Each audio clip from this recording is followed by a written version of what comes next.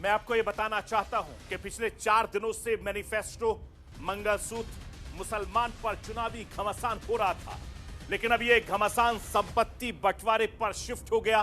पिछले 4 दिनों से कांग्रेस के मैनिफेस्टो पर, सर्वे पर सवाल उठाते हुए बीजेपी लगातार हमलावर है। अब इंडियन ओवरसीज कांग्रेस के अध्यक्ष सैम पित्रोदा के एक बयान ने इस सियासी मुद्दे को और ज्यादा हवा दी। पित्रोदा के इस बयान के बाद चुनावी मैदान में नया घमासान शुरू हो गया।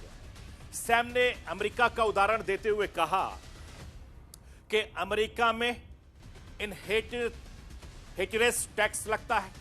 इसका मतलब है कि अगर किसी के पास 10 करोड़ डॉलर की संपत्ति है तो उसके मरने के बाद उसके बच्चों को सिर्फ 45% ही संपत्ति मिलेगी और बाकी 55% संपत्ति सरकार ले लेगी। भारत में भी इस पर बहस होनी चाहिए। पित्रोदा का यह बयान आते ही भारतीय जनता पार्टी ने इसे लपक लिया और चुनावी मुद्दा बना लिया। प्रधानमंत्री नरेंद्र मोदी ने छत्तीसगढ़ की रैली में यह मुद्दा उठाया और मोदी ने कहा कि कांग्रेस के खतरनाक इरादे खुलकर सामने आ रहे हैं, इसीलिए वो इनहेरिटेंस टैक्स की बात कर रहे हैं। केंद्रीय गृह मंत्री अमित शाह ने भी कहा है कि पित्रोदा के बयान से कांग्रेस पार्टी एक्सपोज हो गई है। मैं राष्ट्र के आवाज के जरिए प्रधानमंत्री नरेंद्र मोदी और गृह मंत्री अमित शाह को सुनवाना चाहता हूं। सुनिए किस तरीके से एक बार फिर से वो कांग्रेस पर निशाना साध रहे हैं।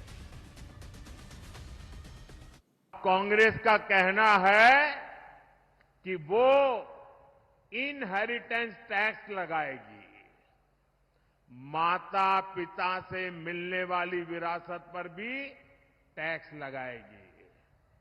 आप जो अपनी मेहनत से संपत्ति जुटाते हैं वो आपके बच्चों को नहीं मिलेगी, बल्कि कांग्रेस सरकार का पंजा उसे भी आपसे छीन लेगा। यानी कांग्रेस का मंत्र है कांग्रेस की लूट। कांग्रेस का मंत्र है कांग्रेस की लूट, जिंदगी के साथ भी और जिंदगी के बाद भी। सैम पित्रोदा जी के बयान ने कांग्रेस का मकसद देश के सामने स्पष्ट कर दिया है। वो देश के जनता की निजी संपत्ति का सर्वे कर निजी संपत्ति को सरकारी खजाने में डालकर जो उन्होंने यूपीए के शासन में तय की थी प्रायोरिटी कि देश के संसाधन पर सबसे पहला अधिकार माइनॉरिटी और उसमें भी मुस्लिम लोगों का है, उस प्रकार से इसका बंटवारा करना चाहती है। मैं मानता हूं कांग्रेस पार्टी या तो अपने मैनिफेस्टो से इस बात को विड्रॉ करे या उन्होंने स्वीकार करना चाहिए कि यही उनका मकसद है। और देश की जनता को भी मैं अपील करना चाहता हूं, इनके महत्वपूर्ण नीति निर्धारण करने वाली लोगों की टीम के मुखिया सैम पित्रोदा के बयान को देश की जनता गंभीरता से ले।